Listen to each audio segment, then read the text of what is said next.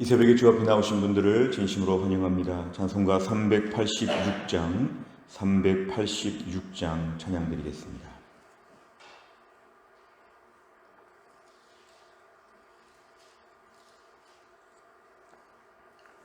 찬송가 386장입니다. 만세 반석 열린 곳에 내가 숨어 있으니 원수 마귀 손 못 대고 환난 풍파 없도다. 만세 반석 열린 곳에 내가 편히 쉬리니 나의 반석 구주 예수 나를 숨겨주소서. 죄에 매여 죽을 인생 편히 쉬기 바라니 주의 가슴 넓은 품에 내가 찾아 안기네. 만세 반석 열린 곳에 내가 편히 쉬리니 나의 반석 구주 예수 나를 숨겨주소서. 이 땅 위에 평안 없고 기쁜 일을 몰라도 주 예수의 참사랑을 내가 이제 알았네. 만세 반석 열린 곳에 내가 편히 쉬리니 나의 반석 구주 예수 나를 숨겨주소서. 험한 풍파 지나도록 순풍으로 도우사 평화로운 피난처에 길이 살게 하소서. 만세 반석 열린 곳에 내가 편히 쉬리니 나의 반석 구주 예수 나를 숨겨주소서.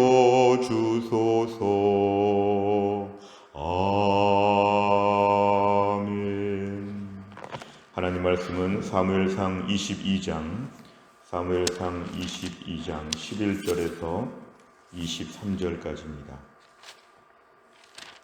사무엘상 22장 11절에서 23절까지의 말씀 저 한 절씩 교독합니다. 11절에서 23절입니다.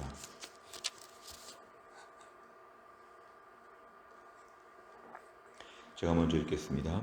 왕이 사람을 보내어 아히두베의 아들 제사장 아히멜렉과 그의 아버지의 온 집 곧 노베에 있는 제사장들을 부르매 그들이 다 왕께 이른지라. 사울이 이르되 너 아히두베의 아들아 들으라. 대답하되 내 주여 내가 여기 있나이다. 사울이 그에게 이르되 네가 어찌하여 이새의 아들과 공모하여 나를 대적하여 그에게 떡과 칼을 주고 그를 위하여 하나님께 물어서 그에게 오늘이라도 매복하였다가 나를 치게 하려 하였느냐 하니 아히멜렉이 왕에게 대답하여 이르되 왕의 모든 신하 중에 다윗같이 충실한 자가 누구인지요.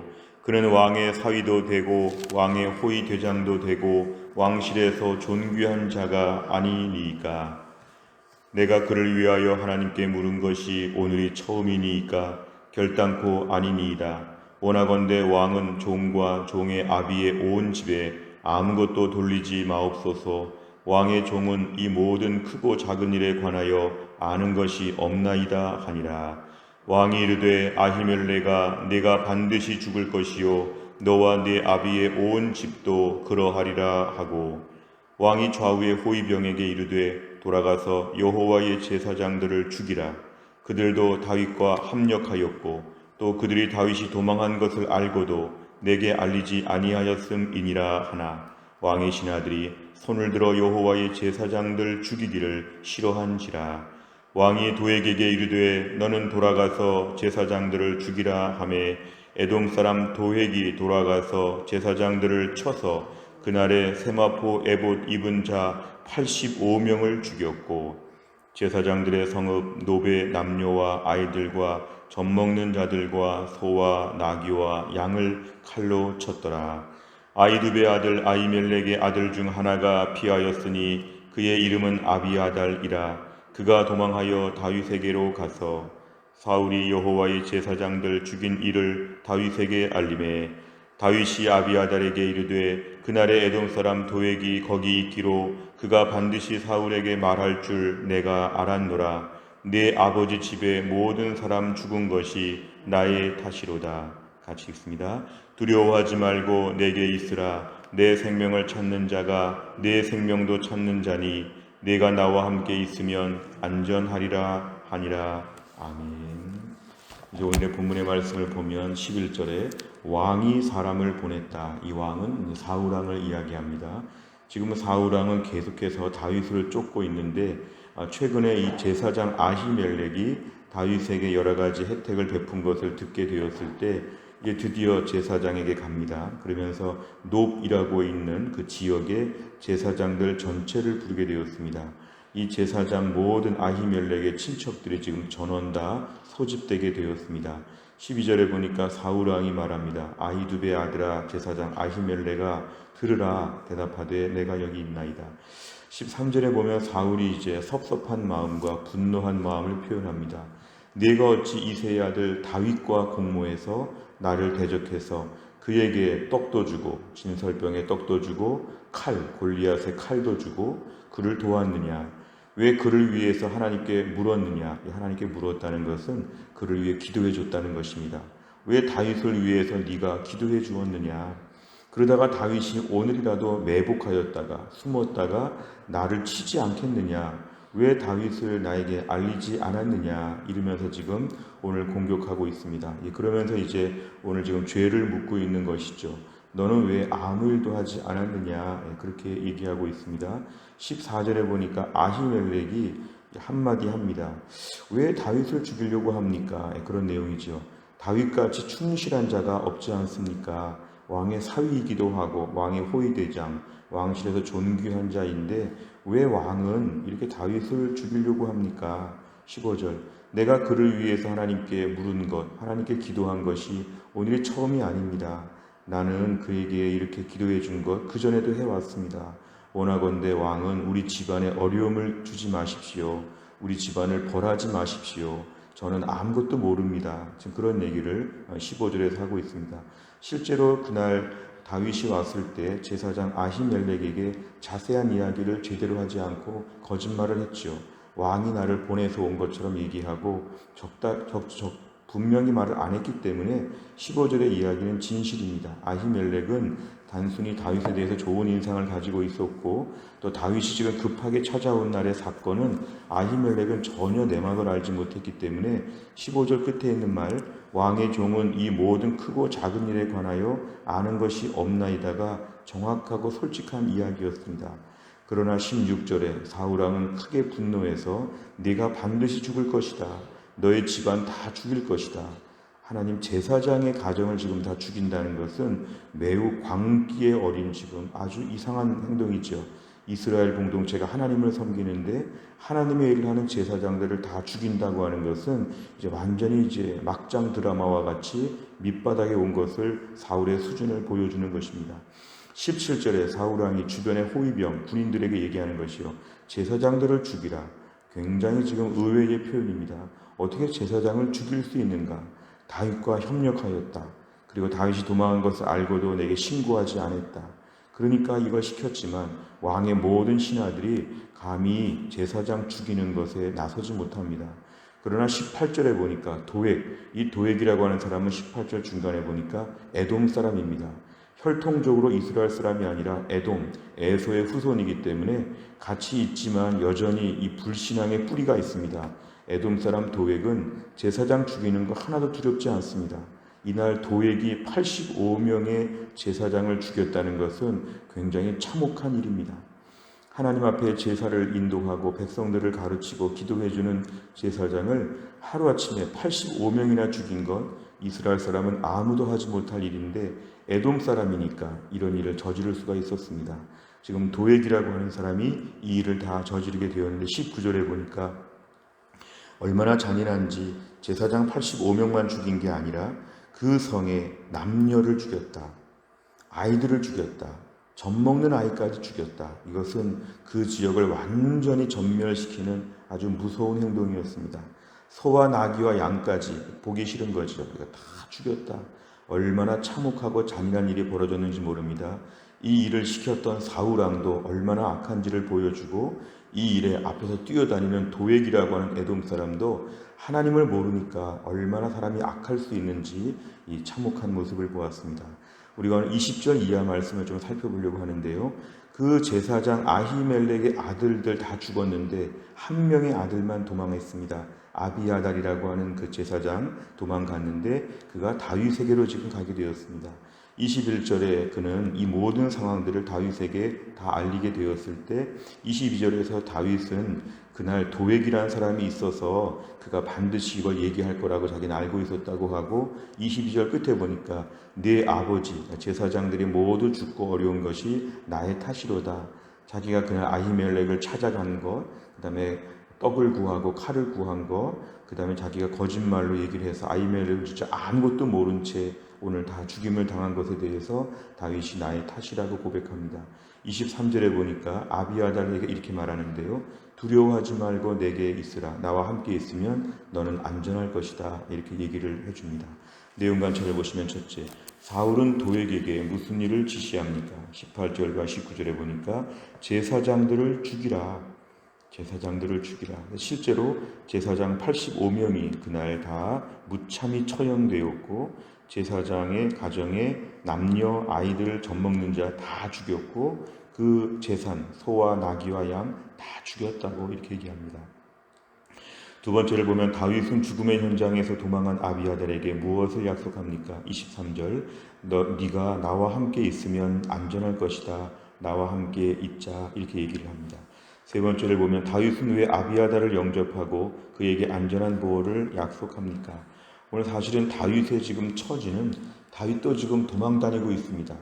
다윗도 지금 생명이 위태로운 자이기 때문에 다윗은 오늘 아비아달을 거두는 일에 있어서 사실은 본인도 지금 이렇게 누굴 도와줄 만한 처지는 못 되었습니다만 오늘 본문의 23절에 보니까 다윗은 아비아달을 돌보고 보호하고 지켜주겠다고 약속합니까?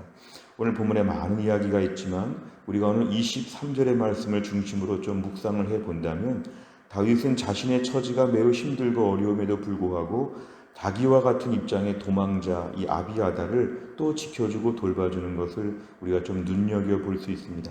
우리가 오늘 누군가를 돌본다, 지켜준다 할 때는 나는 좀 안전하고 나는 좀 편안하고 모든 형편과 여건이 될 때 누구를 좀 도와줄 여유가 생기는 법인데 오늘 본문은 그 여유가 없어도 누군가를 위해 도와주고 살펴줄 수 있는 마음이 다윗에게 있었다는 것을 좀 주목해서 묵상하려고 합니다.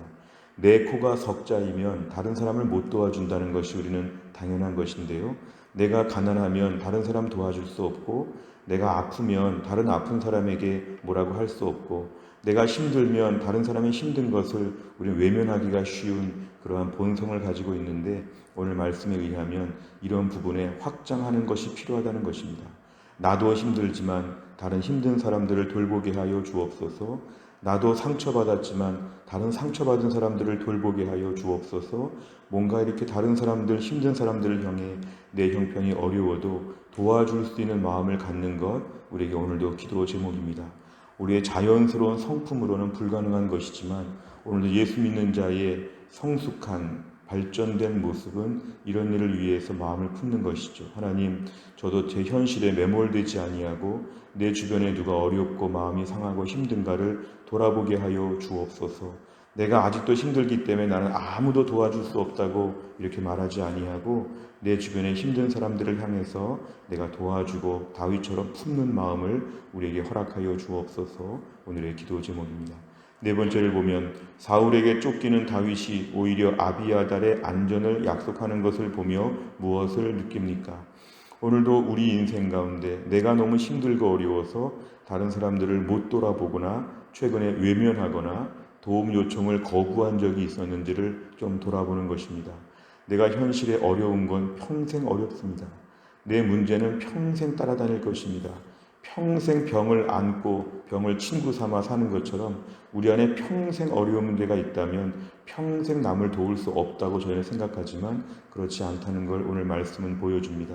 주님, 제가 힘들고 어렵지만 누구를 좀 돕지 못했던, 도움 요청을 거절했던 것들을 오늘 회개하고 남을 도울 수 있는 마음의 여력을 허락하여 주옵소서. 어찌 보면 내 문제를 하나님께 맡기고 나는 다른 문제를, 다른 사람을 돕는 것이 오늘의 기도 제목이고 목표입니다. 다섯 번째를 보면 내 부족함으로 인해 다른 사람에게 상처와 아픔을 준 적이 있다면 언제입니까? 탐욕을 버리고 상처 있고 연약한 자들을 위로하기 위해서 무엇을 결단하겠습니까? 오늘 내 삶에 연약한 점이 참 많고 남을 돕지 못할 이유가 참 많고 나도 힘들다고 말하는 게 참 많지만 주님, 오늘도 이 속에서도 다른 사람들을 향해서 마음의 문을 열게 하여 주옵소서. 내 주변에 누가 어려운가를 향해서 기도해주고 어려운 사람들을 위해 도움을 주고 때론 물질을 나누고 때론 전화를 해주고 따뜻하게 위로해 줄 수 있는 마음이 우리 안에 있게 하여 주옵소서. 한번 오늘 날마다 솟는 샘물 한쪽에다가 누구를 위해서 내가 도울 수 있을까, 그 사람들의 이름을 좀 적어보시기를 바랍니다. 내가 힘들지만 오늘도 이 사람들을 위해서 마음의 문을 열면 하나님이 기뻐하실 것입니다.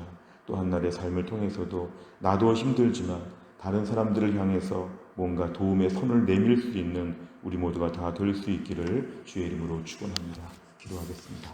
하나님 아버지, 감사합니다. 오늘도 이 새벽에 하나님이 저희를 깨우사 주 앞에 나와 하나님께 엎드려 기도하게 하시고 믿음으로 한날을 출발하게 하여 주심을 감사합니다.